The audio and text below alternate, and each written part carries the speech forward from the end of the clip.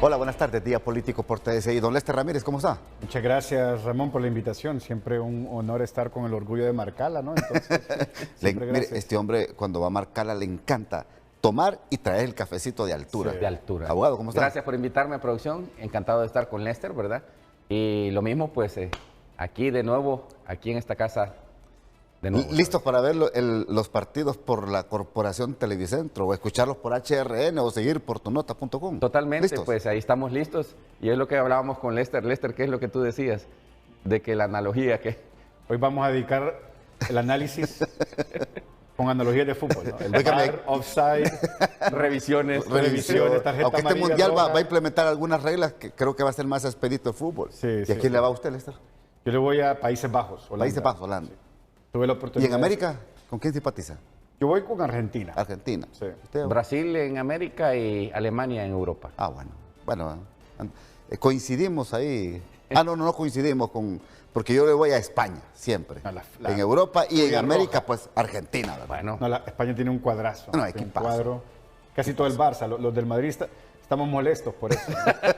Es el Barça que está jugando ahí. totalmente. Vamos a ver qué tal. Totalmente. Bueno, vamos con el programa hoy, reformas electorales. Antes de que ustedes me reaccionen, mire lo que nos dijo el presidente de la Comisión de Asuntos Electorales del Congreso Nacional, el abogado Antonio Rivera Callejas. Hay que diferenciar lo que son las reformas electorales estructurales sobre el funcionamiento del órgano de la Junta, del CNE y del TJE. Y las otras reformas electorales profundas, que ya son como ciudadanización de las mesas, segunda vuelta, etcétera. Las primeras, vamos a quitar la palabra unanimidad de toda la ley, y las resoluciones del TJE y del CNE pueden ser por simple mayoría. Y dos, el quórum en el CNE y en el TJE tampoco va a ser unanimidad, sino que va a ser la mitad más uno. Estas reformas sobre el funcionamiento del CNE y TJE se van a presentar ahora, en el mes de julio. Las otras, las profundas, ciudadanización de las mesas y las que les mencioné, allá por el mes de octubre. No están en los cuernos de la luna, están cerca y ojalá que se puedan aprobar. Pero hay voluntad en el Congreso Nacional de las bancadas para estas reformas estructurales en materia electoral, abogado Rivera. Yo diría que sí. A todos los partidos políticos, a los miembros de la comisión, se les ha entregado una copia de las estructurales, el funcionamiento de los magistrados y los consejeros del TJE y el CNE. Estas son como de cajón, como de carpintería, para que ya nadie pueda boicotear cuáles son las penalidades para el magistrado que se retire de una sesión o el consejero que no quiera ir a sesión y boicotee. Esas son estructurales. Las otras, las profundas, las que tienen que ver con el día de las elecciones, esas van para el mes de octubre. Bueno, abogado, entonces, por hoy, por lo que resta de este año, esos puestos, esas vacantes en los organismos electorales difícilmente van a ser ocupadas.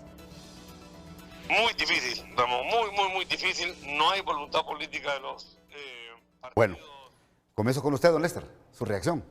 Yo lo veo como natural. Yo siento como que esto es lo que iba a suceder. Realmente es una... No soy pesimista, soy realista en estos temas. Creo que las reformas en nuestros países, y si vemos las últimas reformas que se han dado en materia electoral, son producto de una crisis violenta en el estamento público, pero también en la sociedad. Las últimas reformas que tuvimos fueron a partir de las elecciones del 2017, donde se crea, ¿no?, o se separa la parte de la administración y organización electoral de la justicia electoral. Y ahí es donde pudimos ver oportunidad para reforma. Anteriormente a eso, se creó la Unidad de Política Limpia como producto de esas crisis también en materia de corrupción. Entonces, hagámonos una pregunta y seamos realistas. Sí hubo una crisis en el 2025, pero se logró manejar, se dieron los resultados un mes después, pero hubo un acompañamiento internacional que le dio legitimidad al proceso y ahí quedó.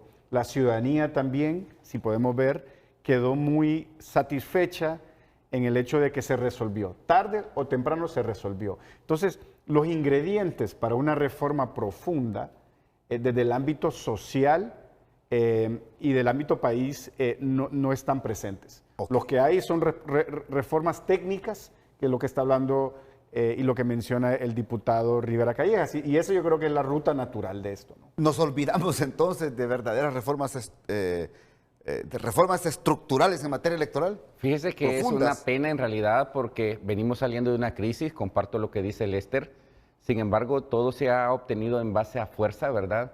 Quizás en el Congreso Nacional en aquel momento fue un hemiciclo violento para poder obtener en este caso garantías mínimas, no máximas, garantías mínimas para los que son los procesos electorales. Los tiempos van cambiando, Lester, los tiempos van cambiando, licenciado, sin embargo, ¿verdad? Miramos que esto es un juego de ida y regreso. El partido que está en el gobierno no le convienen las reformas electorales. No sé si me puede ayudar esta cámara, si me puede acercar, ¿sí? Sí. Acérquemelo aquí. Un zoom. Ahí decía en este caso, ¿verdad?, el presidente de la comisión que si no habían las reformas electorales, él renunciaba en este caso en el mes de octubre. Y eso, pues evidentemente, no sé qué excusa va a poder poner Antonio Rivera César Callejas, que le guardo mucho cariño, mucho respeto, pero evidentemente cuando usted se pronuncia con algo, es algo meramente político, pero tiene que llevar el consenso, y tiene que llevar el consenso del Partido Liberal. No ocupan a Libertad de Refundación en este momento. Sí. ¿Qué va a pasar entonces cuando ese matrimonio que se tiene ahorita entre el Partido Liberal y el Partido Nacional cese? A quien le conviene en este momento que no hayan reformas electorales es al partido de gobierno. A quien no le convenía en aquel momento que no hayan, en el pasado reciente, reformas electorales era Libertad de Refundación. Ahora, mire lo que dice Antonio Rivera Callejas. Esa moción o ese decreto transitorio de cómo opera en estos momentos el Consejo Nacional Electoral se va a mantener, es decir, lo van a extender más. Se aprobó por 2 meses. Pero va a seguir por más tiempo. Es decir, el señor Cardona va a ser integrado en el Pleno como consejero y tomando decisiones con Ana Paola. Va a agarrar un interinato, y perdón, Lester, va a agarrar un interinato de manera seguida. No, es que ya dijo Antonio Rivera, va a ser difícil ocupar estos cargos vacantes. Hombre, ¿y el trabajo de la comisión? ¿Y los nombres que mencionaron en el Congreso Nacional para ocupar estos cargos, Lester? Van a tener que quedarse en stand-by, como se dice, ¿no? Yo creo que son las dinámicas y diría, no, hay países, y no hay que ir muy lejos, Panamá, por ejemplo, ¿no? Panamá, después de cada proceso electoral, dentro del plazo de 6 meses posterior a las elecciones, están obligados a revisar el proceso y hacer las reformas. Es decir, el Congreso de Panamá y el ente electoral tienen 6 meses para aprobar las nuevas reformas. Y eso está enmarcado en ley. Esos son los temas que hay que entender, cómo nosotros también dinamizamos esto. ¿Por qué? Porque la población también, a medida va pasando el tiempo, otros problemas entran en la agenda legislativa, otros problemas entran en la agenda pública, y lo que decía, ¿verdad? Esto se va a ir diluyendo. Y esa es la naturaleza de estos procesos. Acordémonos, en el último proceso del 2017, y regreso a ese momento, las reformas, la ley electoral se estaba aprobando 2 meses antes de las elecciones, en el año 2021. 21. ¿Verdad? Entonces, 2 meses. Y se estaba utilizando una ley también, ¿no? Interina, una ley ahí de manera transitoria para organizar el Consejo Nacional Electoral, para, si hacemos memoria, ¿no? La insurrección legislativa, todos estos elementos que se dieron a 2 meses de las elecciones se estaba aprobando y entrando en vigencia la ley. Entonces, me parece que ese va a ser la tónica en este tema, ¿no? Yo creo que, y aquí concuerdo, ¿no? El que está en el poder no le conviene cambiar las reglas. Ahora, lo que van a hacer ahorita son cuestiones cosméticas al interior del Consejo Nacional Electoral y del Tribunal de Justicia Electoral. Creo que para eso sí se van a poner de acuerdo, para hacer estos cambios, de que no sea por unanimidad, sino que sea por mayoría, algunas decisiones. Ay, y las reformas profundas que queremos los hondureños, es que la verdad, segunda vuelta, ciudadanización de las mesas. No, es que las verdaderas reformas, fíjese que no son esas.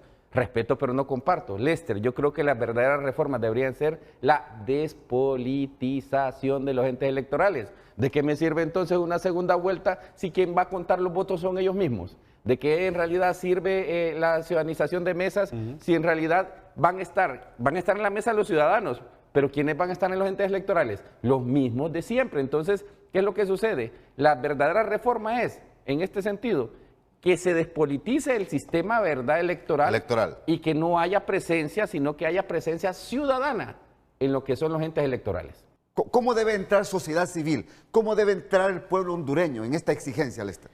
Bueno, esa es la gran pregunta, ¿no? Porque usualmente, como digo, ¿no? Las reformas en Honduras dependen de dos grandes factores. Uno, la presión internacional y la presión de la ciudadanía organizada, sociedad civil, sector privado, iglesias.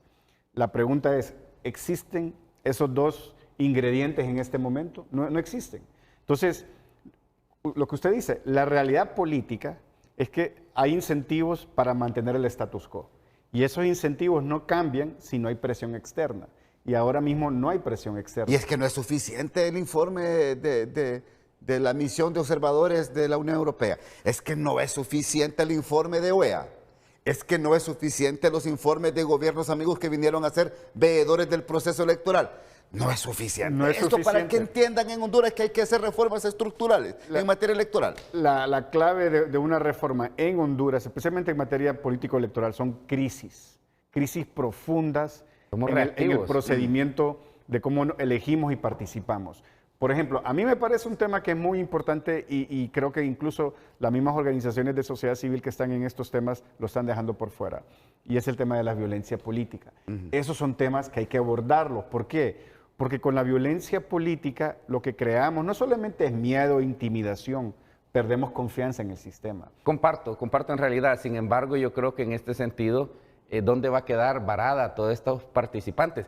Que para mí, vuelvo otra vez, no sé si Lester me acompaña en esto, no sé por qué volvieron a hacer esta situación para poder poner a personas a poder competir, ¿verdad? Aspirantes.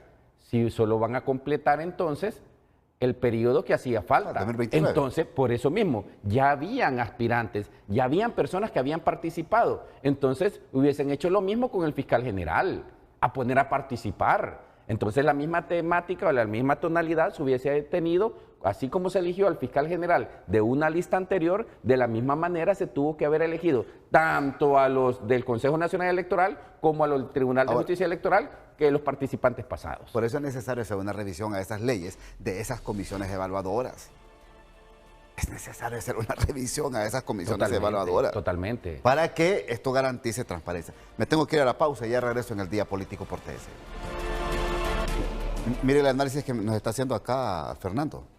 ¿Usted cree que puede haber en el divorcio que posiblemente se puede dar de las bancadas del Partido Liberal y Partido Nacional, va a trastocar esto y va a atrasar aún más esto de reformas electorales? Es que miedo se tienen ambos, porque tiene que haber un tercero neutro. El Partido Liberal no le va a ceder al Partido Nacional esa plaza, ni el Partido Nacional le va a ceder al Partido Liberal. El miedo que va a tener el Partido Nacional es que lo seduzca Libertad y Refundación al Partido Liberal y hayan dos dentro de lo que son los entes electorales. Entonces, ese va a ser un problema y mejor lo mantenemos así para mantener en este caso el juego y el ajedrez político aquí en Honduras. Y ellos dos pueden hacer 65 votos. Sí, pero analicemos qué está pasando ahora mismo con el Partido Liberal. Hay un expediente de investigación abierto con el ex candidato presidencial. Eso va a debilitar esa facción narralista que hay ahora mismo en el Congreso Nacional. A mí me parece que esa es parte de esta estrategia, ¿verdad? De ver cómo se puede consolidar más el Partido Liberal y evitar que coquetee con el Partido Libertad y Refundación. ¿Por qué? Porque ya ese coqueteo ya no va a estar, esos actores que van a querer negociar. Entonces, para usted, lo que quieren es parar este coqueteo de la facción de diputados narralistas con los de Libre. Eso va a ser una de las consecuencias. Y la otra, obviamente, cohesionar la bancada del Partido Liberal. Y eso le va a dar oportunidad también de negociar más efectivamente. Pero esto fortalece más a Jorge Cálix y a su grupo. Sí. Totalmente. Y esa es la idea, ¿no? Claro. O sea, es una de las consecuencias que se está produciendo en eso, o que se va a producir. Matute, Lester, estamos a vísperas, óigame bien, no me estoy adelantando, no soy Nostradamus. En septiembre del 2028 hay llamamiento a elecciones primarias. Y estamos a menos ya de 30 meses para que se haga ese llamamiento. Entonces, ¿qué es lo que pasa? Si llegamos a ese llamamiento de elecciones primarias con las mismas reglas que estamos en este momento, podemos enfrentar las mismas crisis. Pero es que para allá vamos, creo. Por eso mismo. Entonces, comparto lo que dice Lester. Miren a Perú, miren a Chile, cómo hizo Chile, un país de casi 4.000 kilómetros de largo, de longitud. En menos de 2 horas ya se sabía quién era el presidente. Acá no. Colombia. Totalmente. Ya se sabía en la primera vuelta. Nos dan clases en realidad y mandamos observadores. Con el dinero de Honduras mandamos Pero no observadores. aprenden, hombre. Pero no aprenden absolutamente nada. Entonces, yo digo, Miren, señores, en el Congreso Nacional y partidos políticos, Honduras quiere cosas nuevas, hombre. Nosotros los hondureños ya estamos cansados de seguir viviendo esas experiencias, malas por cierto, para la democracia del país. Ya estamos cansados de estar observando a los mismos actores quitar y poner en el ajedrez político a quienes les interesen para dar jaque mate a los intereses que tienen como grupos económicos o grupos de poder o grupos políticos. Vamos a elecciones, Lester. Tenemos que ir a elecciones en el 2029 con reglas nuevas, hombre. Totalmente. Con reglas nuevas, con una ley electoral que nos garantice transparencia y honestidad. Mire, hay una, se puede decir, una paradoja en todo esto. Son reglas viejas, ¿verdad? O reglas a mañana le podemos poner, pero la gente sigue participando, ¿verdad? El último proceso electoral hubo alrededor de 54%, 6% de participación. Porque la gente ama esta fiesta cívica. Que es un promedio, pero también tiene que ver con ese tema de la polarización. La polarización es lo que produce, por eso digo, una paradoja, porque polarizamos a la sociedad con las narrativas políticas, ¿verdad? Lo vimos en el último proceso electoral, y eso motiva a un votante no pensando en un programa o una propuesta política, sino pensando en miedo. ¿Qué pasa si la izquierda gana? ¿Qué pasa si la derecha gana? ¿Qué va a pasar con mi trabajo? ¿Qué va a pasar con el estilo de vida, con mis creencias religiosas, con mis creencias también de libertades personales? Entonces, estamos viviendo un fenómeno en toda América Latina y en todo el mundo. En los Estados Unidos ahora lo vamos a ver también, donde las campañas están diseñadas para polarizar. Entonces, las reglas del juego que estamos hablando en este momento, pueden haber muchas reformas, pero si nosotros tocamos esas estrategias de polarización, de violencia política, de intimidación a las mujeres, de ataques en redes sociales, ese va a ser el problema realmente que vamos a tener, ¿no? Ahora, ¿qué va a pasar porque en las primarias del 2029, marzo, este actual Consejo Nacional Electoral tiene que correrlas, tiene que sacarlas. Ahora, en septiembre del 2029 tendrán que haber nuevas autoridades en el Consejo Nacional Electoral para que también corran con las elecciones generales del 2029. Mire qué cosas más importantes. Sí. Yo les pregunto a ustedes, y comienzo con usted, abogado, estas reglas o estos cambios estructurales en materia electoral o al interior de las leyes internas de estos entes electorales, ¿en qué va a influir en la escogencia del 2029? Totalmente, es algo fuerte. ¿En qué va a influir? No, en la decisión que puedan tomar, en primer lugar, dentro de los mismos partidos políticos. Es que el partido político también tiene un haz de voluntad dentro de la misma institucionalidad, pero va a pegar todo al Consejo Nacional Electoral. Yo creo que en este sentido hay situaciones que son para bien o para mal, ¿verdad?, para el desarrollo de la democracia.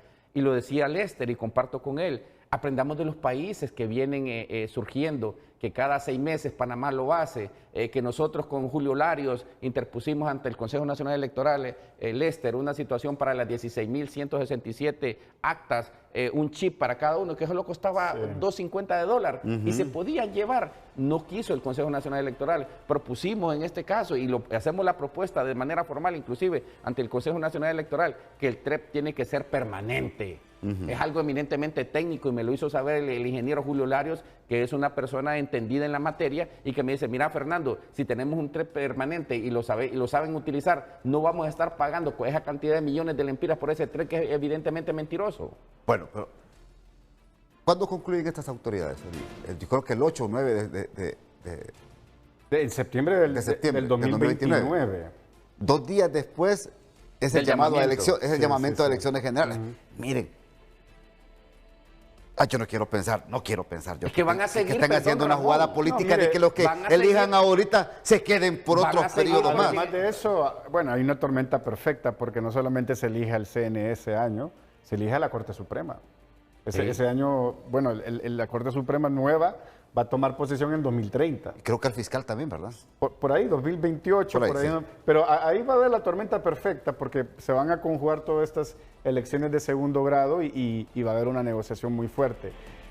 La pregunta es, creo que el tema de las reformas también pasa de qué nivel de representación va a tener el Partido Libertad y Refundación, que es otro de los temas que se debaten ahí también, porque podemos decirlo, hay mucha gente dice que hay que castigar al Partido Libertad y Refundación por sus prácticas antidemocráticas.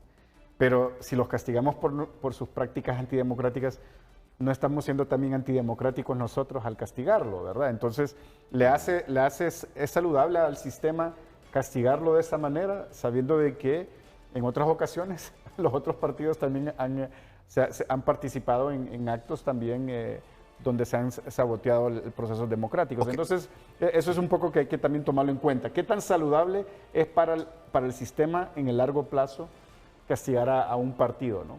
Me tengo que ir a la segunda pausa, ya regreso.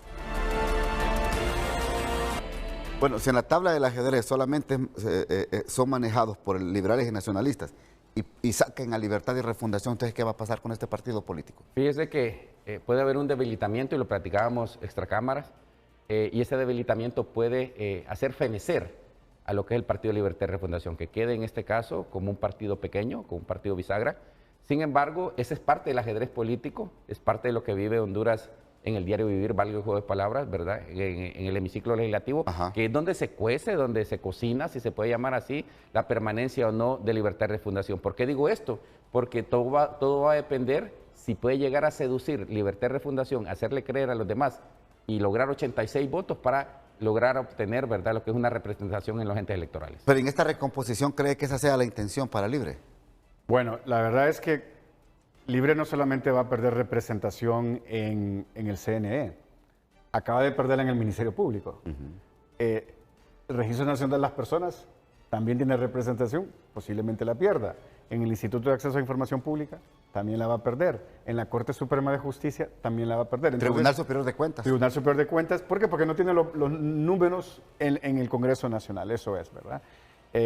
Lo que vemos es una recomposición de Honduras en términos del sistema de partidos a un momento pre-2013. Es decir, cuando todavía Libre estaba participando, estaba naciendo, ¿no?, como partido, pero no tenía la representación que tiene ahora. Entonces, se habla del bipartidismo tradicional y yo creo que eso es lo que sí va a haber, una situación hegemónica. Más allá del bipartidismo, yo creo que va a haber una hegemonía de un solo partido y es muy probable que sea el Partido Nacional, dependiendo de los resultados que tenga como gobierno y en el Congreso Nacional y en las alcaldías. Ese es un tema que va a ser muy interesante porque sí vamos a regresar a un modelo mucho más cerrado en términos de competencia electoral y por eso nos vamos a tener que hacer la pregunta, ¿realmente necesitamos una segunda vuelta? Porque la segunda vuelta funcionan cuando hay fragmentación de partidos, cuando hay 10, 15 partidos. Lo vemos en Guatemala, lo vemos ahora en Perú, en Colombia, pero si solo hay 5 o 4 partidos, se define claramente en una primera vuelta, ¿no? Entonces yo creo que eso va a ser uno de los argumentos de por qué no se tiene que tener una segunda vuelta. Buen elemento eso. Bueno, estamos en la parte final. 30 segundos cada uno para conclusiones. Ojalá que las verdaderas reformas, como dije al principio, sea la despolitización de los entes electorales. Honduras necesita nuevos horizontes. Honduras necesita ver más allá, ¿verdad?, de una elección, que se respete la voluntad popular del pueblo expresada en las urnas. Y gracias por la oportunidad, gracias por compartir con Lester, ¿verdad?, este bonito programa. Don Lester. Mucho gusto y bueno, con la analogía de fútbol, todos queremos fair play, todos queremos juego limpio. Correcto. Nadie quiere el offside, ¿no? Entonces yo creo que eso es muy importante porque la clave del éxito de un proceso electoral es la confianza. Y eso se da con las personas, no se dan con las leyes, sino es que se dan con el factor humano. Don Lester, gracias. A la orden. Aguado, gracias. Hasta aquí el programa. Que pasen una feliz noche.